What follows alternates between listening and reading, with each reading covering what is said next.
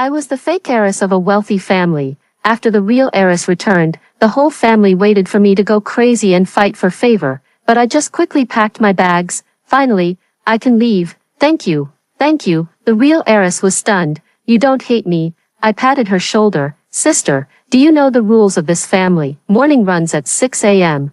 Curfew at 8 p.m. No talking during meals. Family approval for relationships. Her face gradually paled. I waved nonchalantly. Good luck. I'm off to pursue freedom. The butler's calling, the butler's calling. I was slacking off at work, playing games, when Bob the butler's call startled me, causing my game character to die instantly. Miss Ruby, the master wants you to return to the main residence immediately. I instantly sat up straight, glancing at the date in the bottom right corner of my computer, and my heart tightened. Could it be that, Uncle Bob? Could it be? Yes, Uncle Bob said heavily. Miss Rita's DNA results are out, and the master has sent a motorcade to pick her up. I shot up from my office chair. Rainey, in the cubicle next to me, was still immersed in her game. Startled by me, she widened her eyes. Ruby, did you win the lottery? You're so happy. Better than winning the lottery. I quickly shut down my computer and casually stuffed the small green plant from my desk into my bag. I'm finally going to be free, but why are you stealing the company's plant? I've had him for 3 years. I've grown attached. Half an hour later, I stood at the entrance of the Thomas family villa, taking a deep breath. This is the last time. Ruby, play this final scene well, and you'll be free from suffering. Pushing open the door, the atmosphere in the living room was so heavy you could wring water out of it. My dad, my mom, and my brother were sitting on the leather sofa, forming a perfect triangle. Triangles are stable. Dad, mom, brother. Obediently greeting each person, my peripheral vision caught the DNA test report on the coffee table, showing no emotion. Secretly delighted, which limited edition bag should I take with me when I leave tonight? My dad didn't notice the gleam of joy in my eyes and cleared his throat tactically. Ruby, sit down. I have some news to tell you. I'm the fake heiress who was switched at birth. And the real one has been found and is coming home soon, right? I answered first. Where is she? I'll go pick her up. The vast hall was eerily silent. The whole family looked as if they'd swallowed flies. Kevin narrowed his eyes. Ruby, are you okay? Did something shock you into madness? He paused. If you want to cry, just cry. Don't hold it in. Ruby, Mom knows you're sad too. Everyone, stop. I'm perfectly fine right now. I raised my hand to interrupt. When is my sister arriving? Do you need help setting up the room? My father frowned. Ruby, you're not upset.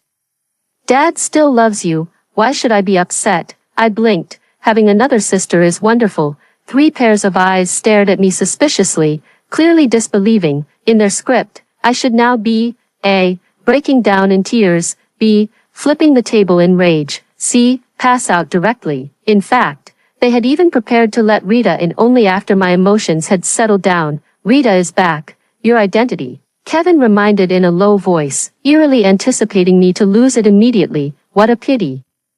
I blinked my eyes repeatedly, just refusing to take the bait. No one can take advantage of me because I'm useless, Kevin sneered, playing tough. Then, like a schoolchild putting on a demonstration, he waved to the butler. The butler immediately led in a girl wearing a white dress. The girl bit her lip tightly, her expression filled with anxiety and unease. She seemed ready at any moment to face a fierce battle. The moment I saw her eyes and brows, I understood why my family had suddenly found the real heiress. Her appearance, it wasn't exactly identical, but she was practically a carbon copy of my father. I took a step forward. The wary gazes of my family immediately darted back and forth between her and me. I held back my laughter, deliberately walking slowly to tease them. Then, under everyone's horrified gaze, I suddenly spread my arms wide. Little sister, welcome home. Rita froze completely, her eyes wide like a startled rabbit.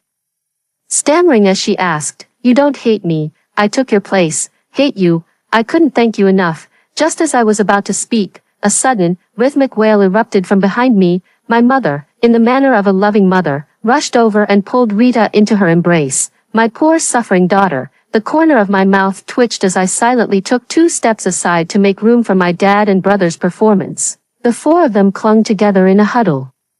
The scene rivaling a family soap opera. I stood to the side, watching their genuine outpouring of emotions. A subtle sense of loss flickered through my heart, but soon, I pulled myself together. While they were immersed in the touching atmosphere of family reunion, I quietly took 2 steps back.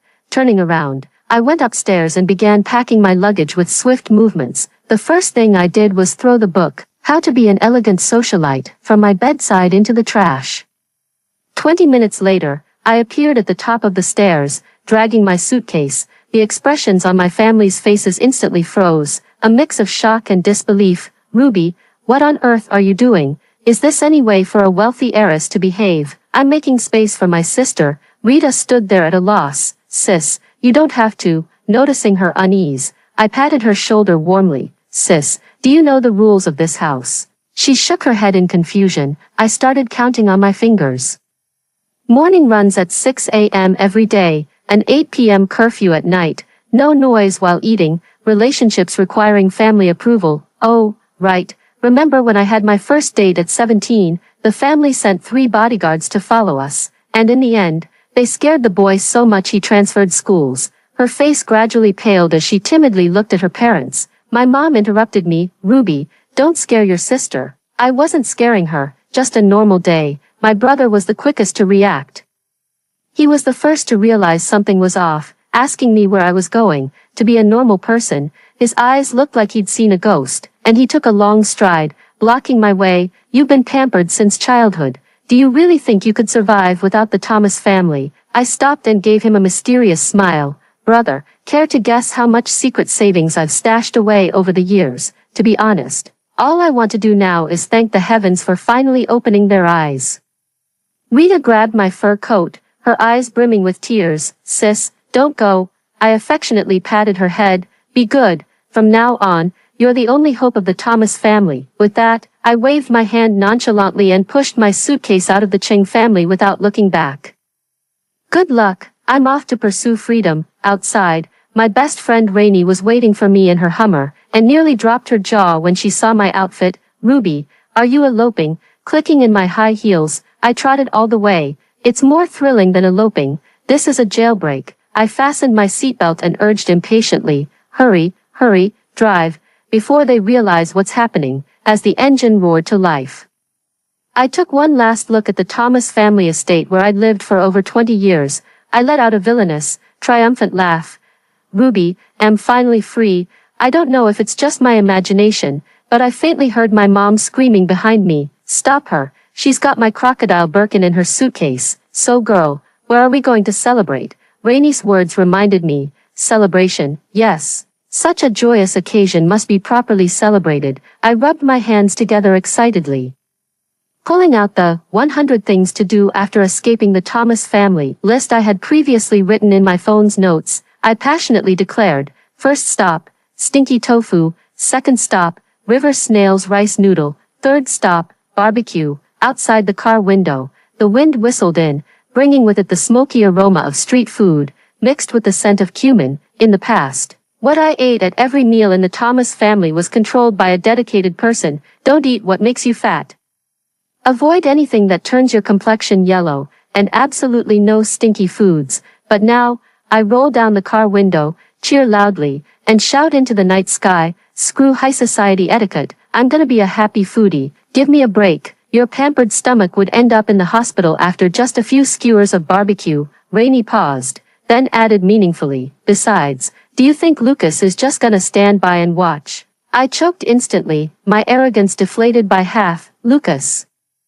That name felt like a bucket of ice water poured over my head. Rainey clicked her tongue at my silence. What, scared now?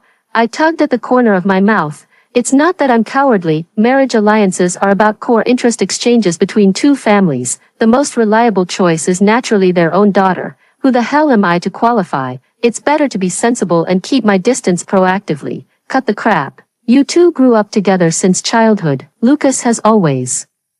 You're overthinking it. I shook my head. It's just a business marriage alliance. Someone as cold and ruthless as him couldn't care less whether the partner is Ruby, Rita, or even Kevin. As long as they're from the Thomas family, it's fine. Who is Lucas, the Franklin family heir who could make opponents break out in cold sweat at the negotiation table at just 16? The rising business tycoon who took over the family enterprise at 20 with ruthlessness that sent chills down spines. to him. Emotions are probably the least valuable thing. Why is happiness as thin as a donkey pancake? My heartbroken thought. He used to be my husband, and from now on, he'll be my brother-in-law. The next noon after a hangover, I groggily crawled out of bed with a head that felt like it had been run over by 10 trucks. The sunlight outside was dazzling, and squinting at my phone, I saw it was already 1:30 in the afternoon. Great. I slept right through breakfast and lunch. Classic me.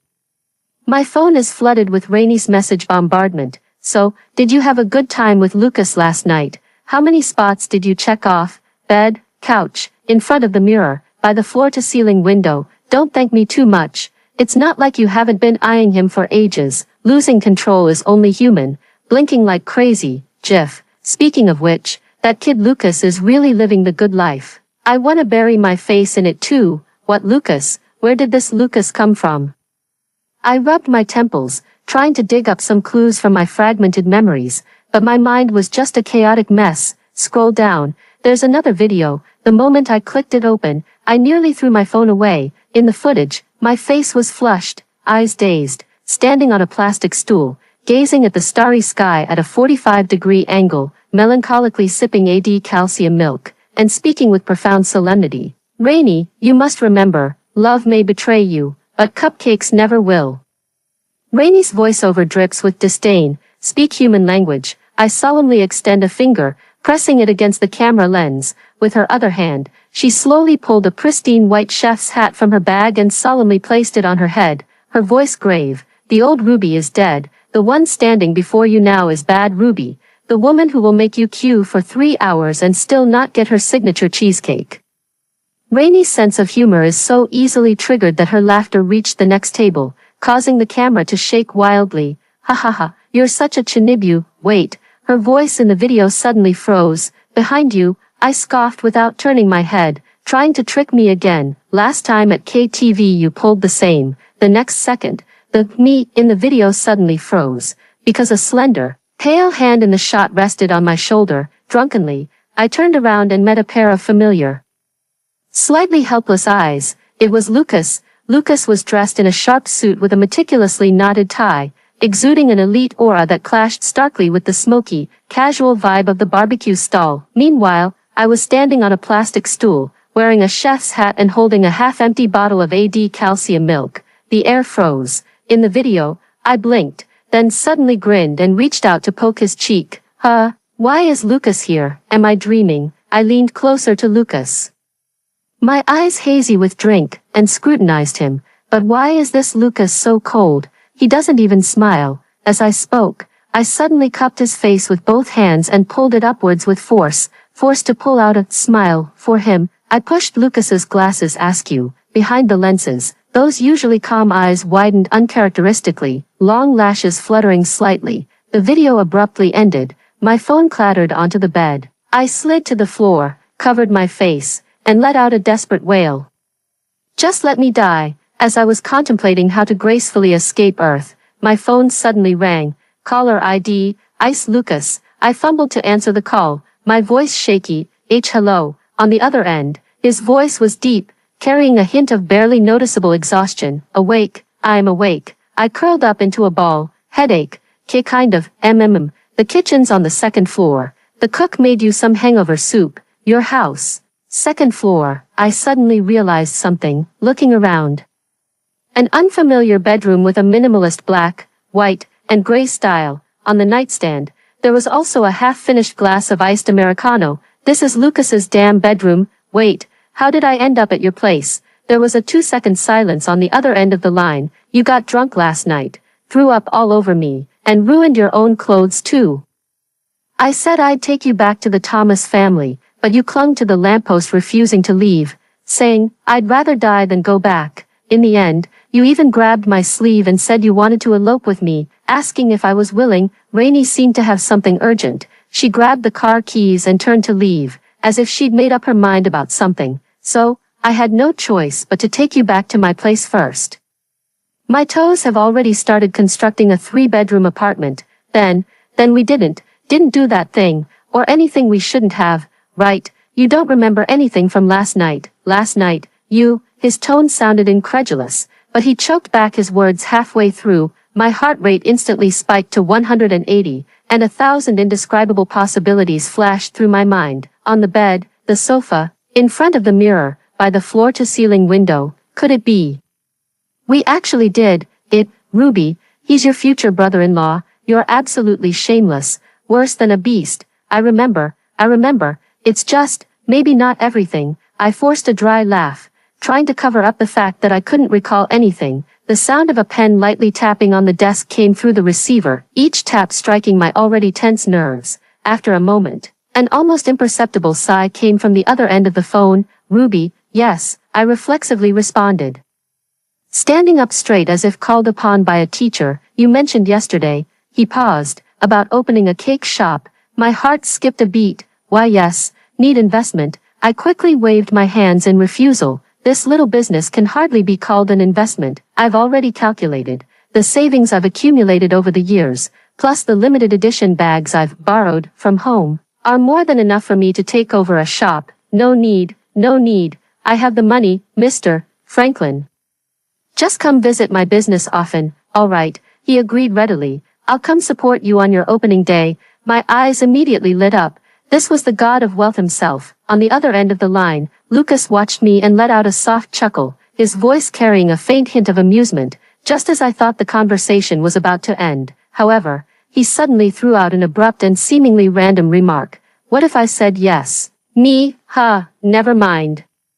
His voice returned to its usual calm, as if that momentary wavering had just been my imagination. Get some rest. After hanging up, the phone screen lit up. A friend request quietly sits in the notification bar. Rita wants to add you as a friend. The WeChat profile picture is a crying cat head. I tapped accept, and soon received a sobbing voice message. Sis, I had no idea you've been struggling so much all these years. How did you manage to keep going? I stared at my phone, lost in thought. How did I keep going? Of course, it's because I'm a coward, but since you asked, I can only say, sorry, easy as pie. Rita seemed amused. I want to learn from you, sis. I'll keep at it. Then she sent a, let's do this together, JPG, meme. I replied with a, head pat, JPG, and casually asked, my new store is opening in a couple of days. Wanna come check it out? All the cupcakes you can eat. As many as you want, any flavor you like. No one can resist sweet,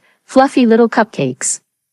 Rita was clearly moved. Sis, I majored in advertising in college. I'm gonna write a whole promotional post for your store to repay you, and your cupcakes. She was as excited as a child. I shook my head with a smile, not taking it too seriously. It wasn't until the opening day that I realized I had underestimated this sister's influence. As soon as the morning sunlight streamed through the shop window, a long line formed at the door. Young girls held up their phones, snapping frenzied photos of the cakes displayed in the shop window. It's really the shop recommended by Sweetheart Detective. I also came because of social media. This tiramisu is amazing. I'm definitely posting a note to recommend it to my followers. Woo woo, this little cake is so delicious it could make you cry. Let me say it again 10,000 times. Humans can't live without little cakes, just like the West can't live without Jerusalem. Alipay payment received, $520. WeChat Pay payment received, $888. The chime of payment notifications rose and fell like heavenly music, and the corners of my mouth gradually reached for the sun. Who would have thought that the big shot was right beside me? Rita runs a food blog with 200,000 followers on social media. Even her parents don't know about this. Counting the money, I muttered in guilt. Ruby, oh Ruby, what kind of sister are you to still be thinking about someone else's fiancé? Are you even human? By noon, the crowd kept growing. My hands were moving so fast while packing the little cakes that they became a blur. Though busy to the point of barely touching the ground, though exhausted to trembling hands, this feeling is amazing. This joy of self-reliance, this solid sense of earning money with one's own hands, was something she had never experienced before in the Thomas family. At 6 in the evening, the crowd finally dispersed. I was tallying the day's revenue when the wind chime at the shop door rang. Today's cakes are already sold out. I looked up and instantly froze. Lucas stood at the entrance in a dark gray three-piece suit, the Maybach behind him gleaming with the sinful glow of wealth under the setting sun. Standing there, it was as if I could hear the whisper of money, TSK, as expected of the man I've set my sights on. his aura is simply different. He stepped forward, his gaze fixed on me. Seemingly somewhat surprised, back in the Thomas family, I never saw you as happy as you are today. I thought you had no other choice but to open this little cake shop. I happily count my money, Mr. Lucas. You just don't get it, do you? If everyone became a wealthy heiress or a boss, who would make these sweet, soft little cakes? Besides, someone in this world has to play the role of an ordinary person. A life without dramatic ups and downs.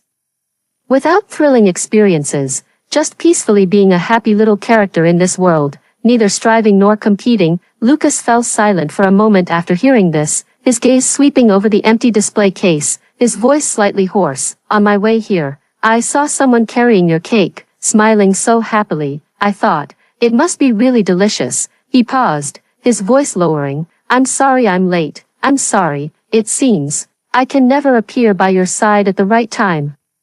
It's not too late, I interrupted him, taking out a chocolate lava cake from the freezer. Tada, I saved a portion just for you. Surprised, or shocked, Lucas froze. The glow of the setting sun streamed in through the glass window. I saw starlight gradually flicker in his deep eyes, like fireworks suddenly blooming in the night sky. Have you been waiting for me all this time?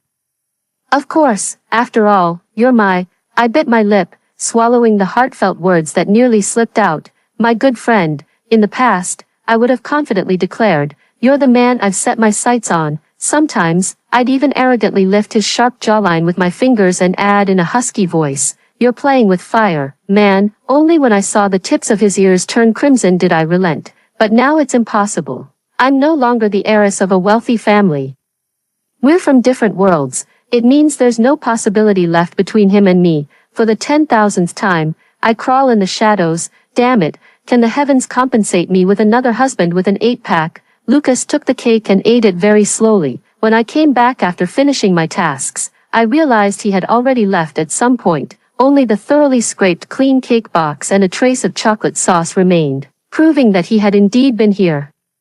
I nodded with satisfaction. A good kid who values food will succeed in whatever they do. My phone suddenly vibrated, and a transfer notification popped up on the screen. Alipay payment received, $100,000, followed immediately by a text message. Little cakes, very delicious. Consider this a deposit. For tomorrow's company team building event, I'd like to reserve 200 small cakes. You can choose the flavors. I spun around the shop holding my phone.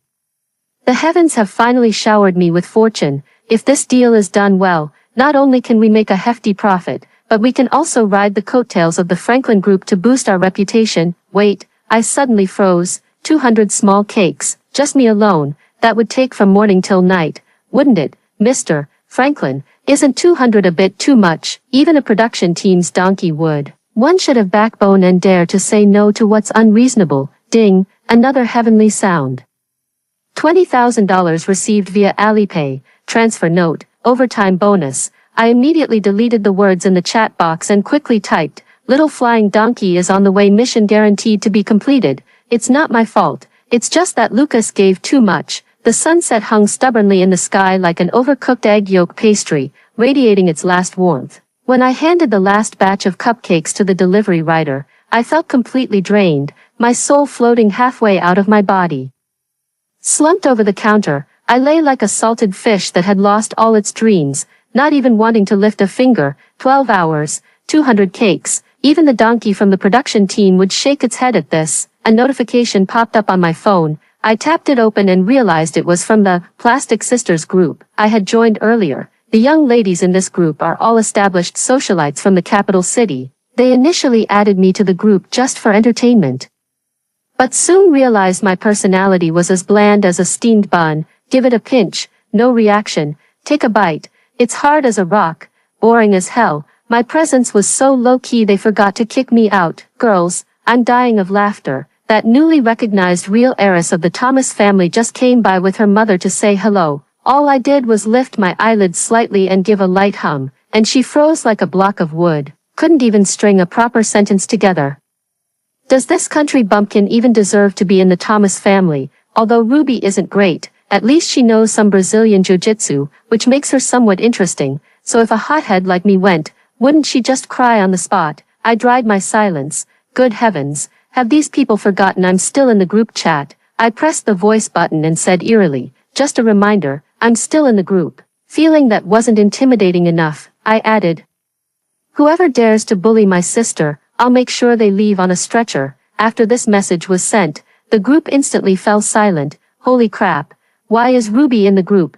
Who added her? Why wasn't she kicked out? Kathy, was that you? I have no way to defend myself. May heaven distinguish between loyalty and treachery. That's Wendy. It wasn't me either. I beg Lord to see clearly. A moment later, Kathy and Wendy suddenly had an epiphany and sent a message at the same time, at Sarah. It's you, Sarah. I watched the group descend into chaos, and just as I was about to join in, the next second, I was kicked out of the group. Sarah, it's okay, everyone don't panic, I'll kick her out right now. Before leaving the group, I stared at the messages mocking Rita on my phone screen and suddenly felt a pang of heartache. If I had been there, she wouldn't have had to face this alone. Our parents stubbornly took her to the banquet, never considering whether she could bear those disdainful looks and mocking words. I scratched my head in frustration. The home I once desperately tried to escape still tightly traps another girl. 15 minutes later, the taxi barely came to a stop at the hotel entrance. The glass of the revolving door reflected my hurried figure, moving through the crowd of elegantly dressed people. My eyes searched. I quickly found Rita, but the next second, my footsteps came to an abrupt halt.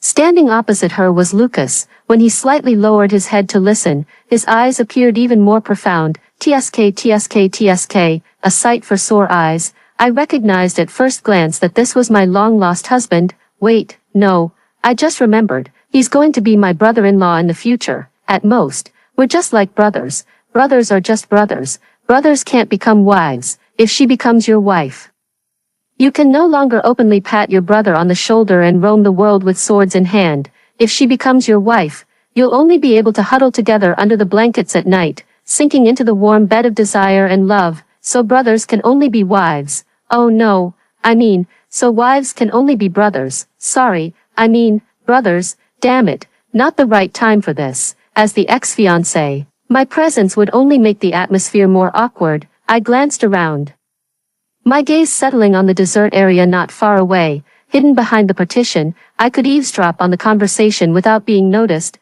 I quietly moved closer, casually picking up a piece of fruit from a waiter's tray, silently thinking to myself, if I stay quiet enough, I'm just a potted plant. Lucas's voice suddenly came through clearly. Uncle, didn't you say Ruby was coming today? My father's voice carried obvious embarrassment. That girl has disappeared without a trace.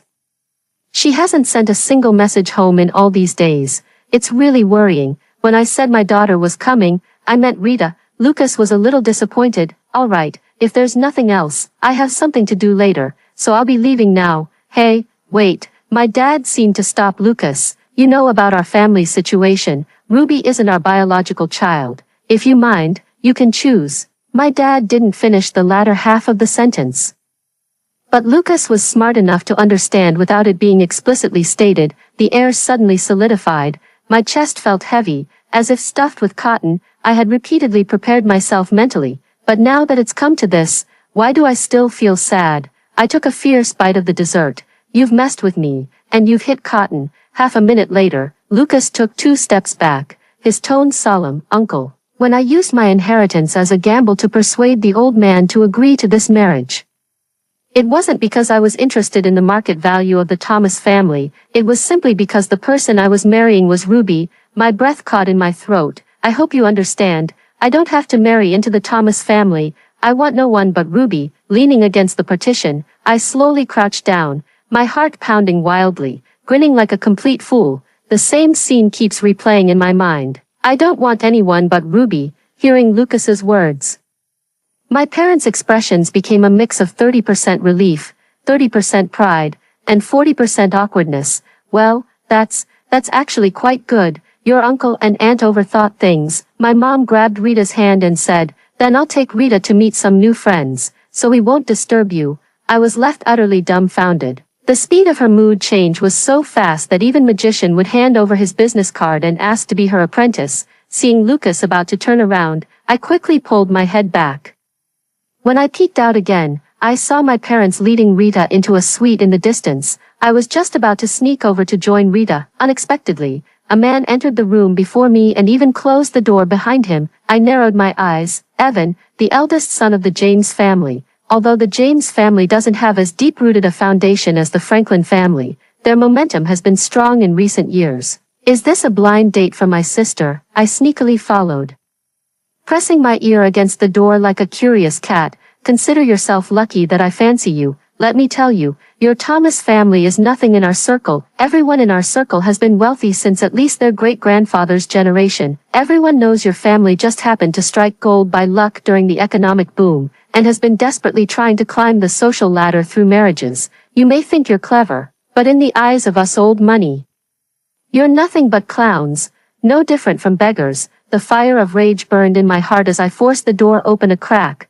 Through the gap, I saw Evan gripping Rita's chin, his tone dripping with contempt. Still, that face of yours is quite to my taste. Serve me well, and maybe I'll consider giving the Thomas family a helping hand. Rita had never suffered such humiliation before. Her face flushed crimson. Young Master James, please behave yourself. Stop pretending to be so virtuous.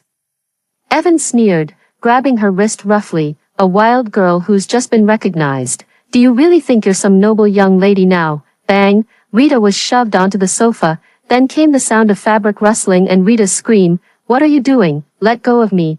I have a boyfriend, Evan. Still acting all high and mighty. If you really had a boyfriend, just break up with him. Serve me well, and maybe if I'm in a good mood, I'll throw your family a bone to eat. My fists clenched tight. All the blood in my body rushed to my head in an instant. I glanced around left and right. I grabbed the fire extinguisher from the hallway, took a deep breath, swung my arm in a full arc, and silently chanted the demolition team's mantra, 80, 80, bang. At the moment the lock flew off, Evan was pinning Rita down, tearing at her collar. I rushed forward, yanked him away, and shielded Rita behind me. Evan, get the hell out of here. I stared at him intently, my voice as cold as ice. Evan froze for a second, then smirked maliciously. Oh, the eldest daughter of the Thomas family is here too. I wouldn't mind being served by both sisters at once. I nearly vomited yesterday's afternoon tea. What kind of narcissistic jerk is this? As he spoke, he reached out to hook my chin. I abruptly slapped his hand away and immediately countered with a backhanded slap across his face. Smack! Evan tilted his head, pressing his tongue against the numb corner of his mouth. His gaze dark and menacing. You dare hit me? Does the Thomas family have a death wish? I'm hitting exactly the kind of scum you are. I clenched my trembling hand, refusing to back down an inch. Behind me, Rita suddenly grabbed the hem of my clothes, her voice trembling with tears. Sis, let's go. Evan sneered viciously. Go, neither of you is going anywhere today. Evan, a deep, cold male voice suddenly came from the doorway. Everyone froze. I turned to look. Lucas stood at the doorway with one hand in his pocket, his face dark as ink. Just try to lay a finger on them. Evan instantly backed down. Young Master Franklin, apologize. Why should I apologize? What does the Thomas family even amount to? Lucas reiterated, either apologize, or watch your company's stock hit the limit down tomorrow. Choose one. Cold sweat dripped from Evan's forehead. The Franklin family wielded immense influence in Beijing's elite circles. If the James family represented old money, the Franklin family was aristocracy. When Lucas said he could make the stock hit the limit down, he absolutely meant it. Apology or defiance, no doubt. I'm sorry. Today, my lust got the better of me. Evan, it was my fault, and I apologize to you all. Evan bowed 90 degrees. At this point, because the commotion from banging on the door was too loud, a crowd of onlookers had already gathered outside, with some even recording on their phones.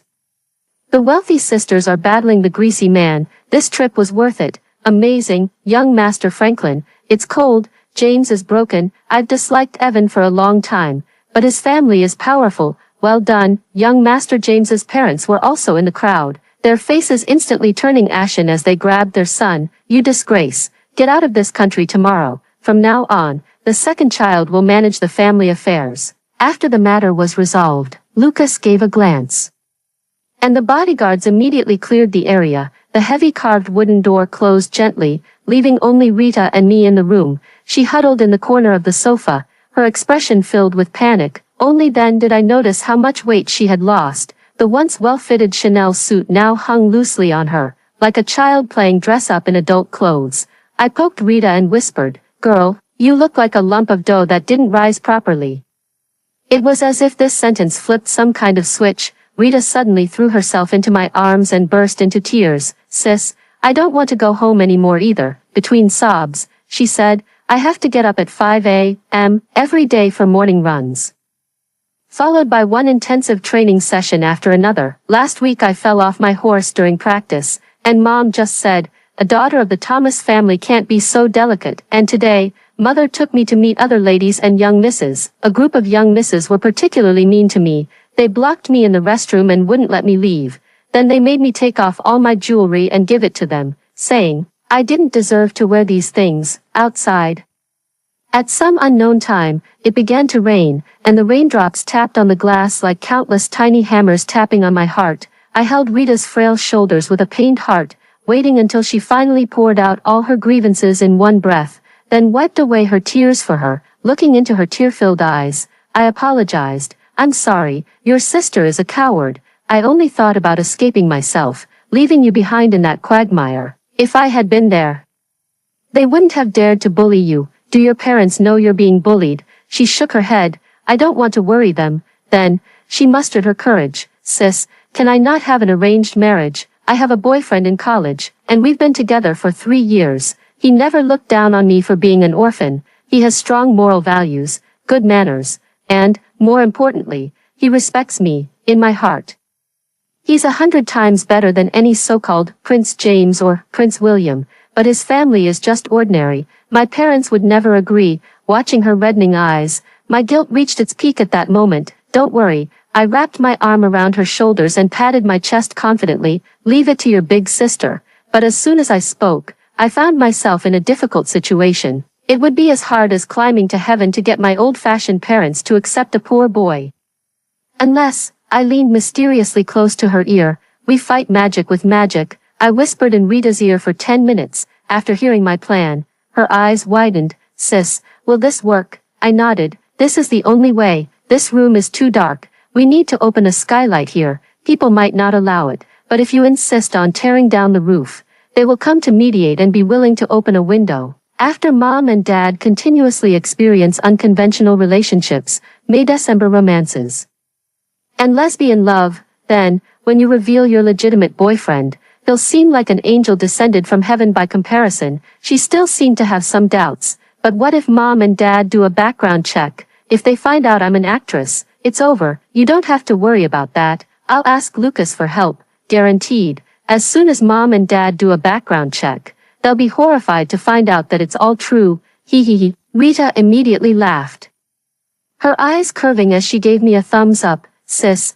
I knew you had a trick up your sleeve." Lucas was very efficient and found everything in no time. The Ghostfire youth with colorful hair is a post-00s engineer newly recruited by Franklin's technology, and the bald professor is Dean Jack from the medical school. Lucas suddenly paused, his expression subtle. As for the girlfriend, my cousin just saw Rita's photo and sent a message, saying she could sacrifice herself for art, and asked if we wanted to add a kissing scene. I rubbed my forehead with a bitter smile. "Don't fall for straight girls." Thomas family estate, house demolition planned round 1. My parents were surprised to see me back home and hadn't even had a chance to speak. Suddenly, a loud bang came from downstairs. When we rushed down, a teenager on a ghost flame motorcycle had driven straight into the living room with Rita. Rita shyly introduced to my parents, "This is my boyfriend."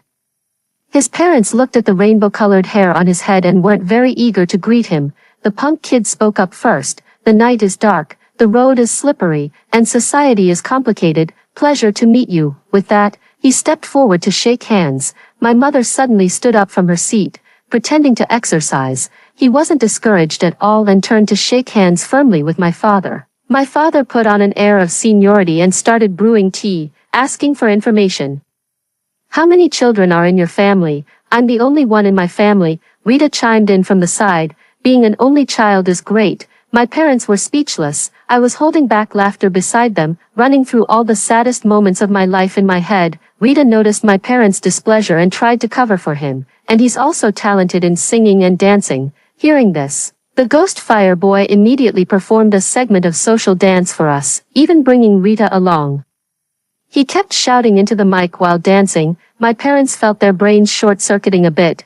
Clutching at her last shred of hope, my mom asked in a trembling voice, "Do you have a car and a house?" This time, he held up 2 fingers, 2 houses, 2 cars, bicycle. I'm telling you, it's going really fast, no traffic jams at all. Although in their hearts, the parents had already written off this young man, but out of politeness, the parents still planned to invite him to stay for dinner. I'd also subtly pressure him during meals, hoping he'd give up. As soon as we started eating, my parents couldn't help but frown as they watched him drink soup from his bowl. "You should use a spoon for soup." My mom was halfway through her sentence when the ghost fire teenager had already started a live stream, showing the interior layout and furnishings of the house. "Here we are, folks, I'm at my future mother-in-law's house. See, pretty grand, huh?" My dad spat out a mouthful of soup.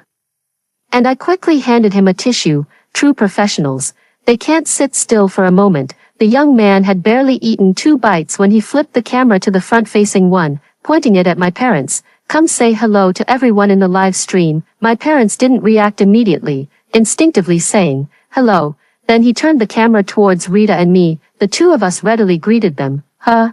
What? Those 2 girls just now were really pretty. Should I give them more screen time?" "Tonight, let's get the likes straight to 1 million. At 1 million, you can ask for anything. I'll propose right away." "Okay." Rita, ever the attentive one, fed the young daredevil a mouthful of food. The young man, while looking at his phone, turned his head and took a small bite. A few grains of rice fell to the ground. My dad finally couldn't take it anymore and pulled out his belt, ready to act. "Get out of here, right now." I quickly stepped in to stop them, giving them both meaningful looks. They understood the hint and quickly ran off. Just happened to bump into Kevin, who was returning home after social engagements. He stared for a long time at the rainbow-colored hair of the ghost fire youth, doubting whether he was still drunk. Such individuals would absolutely never appear in the Thomas family. Once inside, after hearing his parents explain Rita's actions, he grabbed a broom and turned to leave immediately. Seeing the situation turn bad, I quickly pulled him aside after he stepped out to have a whispered conversation. After hearing it, Kevin's face was full of disbelief. How could anyone pull off something like this? I lowered my voice. "Never mind. Nod for yes. Shake for no. Join us, go go go." Kevin nodded frantically. Go go go, with Kevin on board. The plan progressed even more smoothly. Kevin is responsible for quietly persuading the parents to accept it behind the scenes. I'm responsible for standing firmly with Rita and confronting them head-on. Rita just needs to act as pitiful as possible. The parents are even more upset. 2 weeks passed. House demolition planned round 2, action. Rita awkwardly introduced to her parents again. "Dad, Mom, this is my boyfriend, an intellectual." My father looked at this bald man who was the same age as him. His face twitching. The professor doesn't speak often, but when he does, it's earth-shattering, a knockout from the very start. "Dad," my dad almost had a sudden drop in blood sugar. I quickly fed him the small cake I made. Jokes aside, health is still important. My brother cooperated from the side, shooing the 2 of them out. 1 month later, house demolition planned round 3. When Mom and Dad saw the cool guy in front of them, their expressions were neither good nor bad. "At least he's relatively young and polite." My parents inquired about the family background, and everything seemed quite good. Although not exactly wealthy, they were satisfied. After dinner, cool guy asked Rita, "Do you have any sanitary pads? I think my period just started." My mom thought she must have misheard. "What? Your aunt is coming?" Before cool guy could explain, Rita had already taken a sanitary pad from her bag and handed it to him. Cool guy said nothing. Just took the pad and went to the bathroom. My dad's teacup fell to the ground and shattered. My mom ripped off her face mask. She's a girl." Rita nodded. My dad pulled out his belt. My mom picked up the broom. This time, Kevin and I each held one back, frantically making eye signals at Rita. Rita ran off with her partner again. Another month passed, and Rita finally brought her official boyfriend home. My dad stubbornly blocked the doorway, refusing to let him in. "How old are you?" George didn't understand but complied. 23, male or female? Male, male. My dad threw an arm around George's shoulder. "My dear son-in-law, what took you so long to get here?" My mom also looked satisfied. Rita and I exchanged glances. The roof lifting plan was a complete success. With Rita's major life issue resolved, it was time for me to tackle my own, in the attic. I gnawed on my pen as I scribbled and doodled in my handmade notebook. At my feet lay piles of childhood treasures unearthed from the storage room. There were origami cranes folded in kindergarten, handmade bookends from elementary school, my first long-distance running gold medal from middle school, and high school competition trophies, all the way until Lucas went abroad for university. He sent me postcards and souvenirs from various places, during his years studying overseas. He kept sending me the whole world in this way. How fortunate I am to love someone who loves me back. He has already been brave. Now, it's my turn to be brave. I cheer myself on and start wrestling with the LED light strip, creating a photo wall, laying out petals, make a heart-shaped cake. The confession spot is set on the second-floor terrace of the cake shop. Lucas has been coming to the little cake shop every day recently, perfect for giving him a surprise. The phone rang. And I answered it with one hand while securing the light strip with the other. Hello, yes, that's right. I ordered the 999 flowers. Please take them up to the second floor for me. Thank you, everything is ready. Just waiting for my husband. I cleared my throat, softened my voice, and sent a voice message to Lucas. The cake shop is closed today, but I still prepared your little cake. When would be a good time for you to come pick it up at the store? The reply came instantly.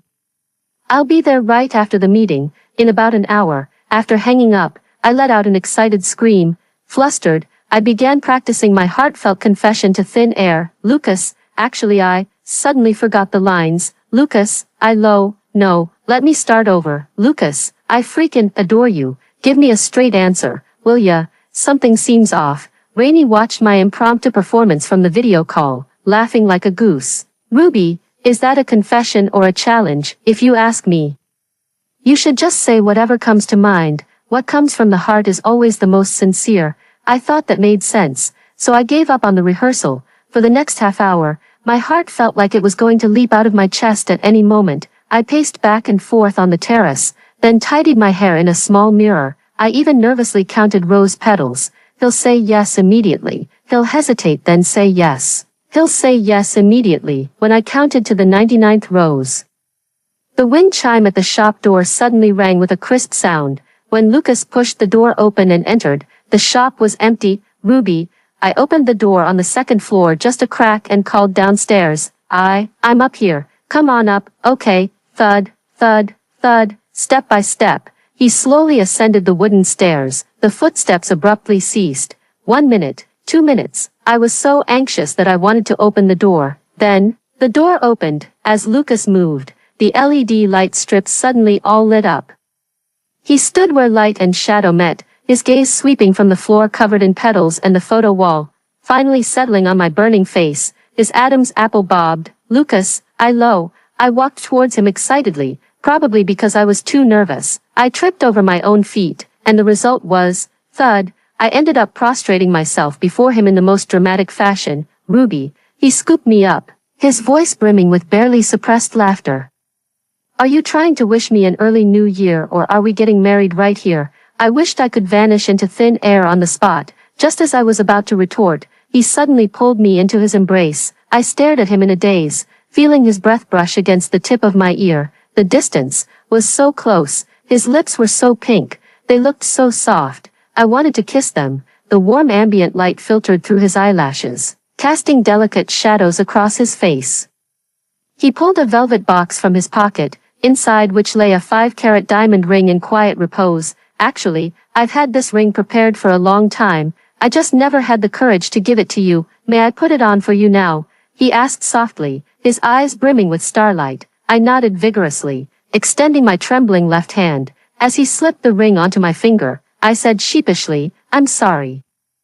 I didn't prepare a ring for you. He chuckled softly, his warm hand gently brushing through my hair. It's okay, I've already received your feelings. Then can I kiss you? The words slipped out of my mouth as if possessed. The unfinished words were swallowed between our pressed lips. I can't wait another moment. I tilted my head back, my vision blurred, only able to see his slightly trembling lashes and the reddened corners of his eyes. He suddenly pulled back half an inch, his breath ragged as it brushed against my forehead. Breathe, behind his glasses, his eyes were dim, reflecting my flushed face. Such a hurry, his fingertips brushed my moist lips, and he cradled my knees, lifting me onto the small wooden table. The night is still long. He leaned over me, propping himself on either side, his nose brushing against my burning earlobe.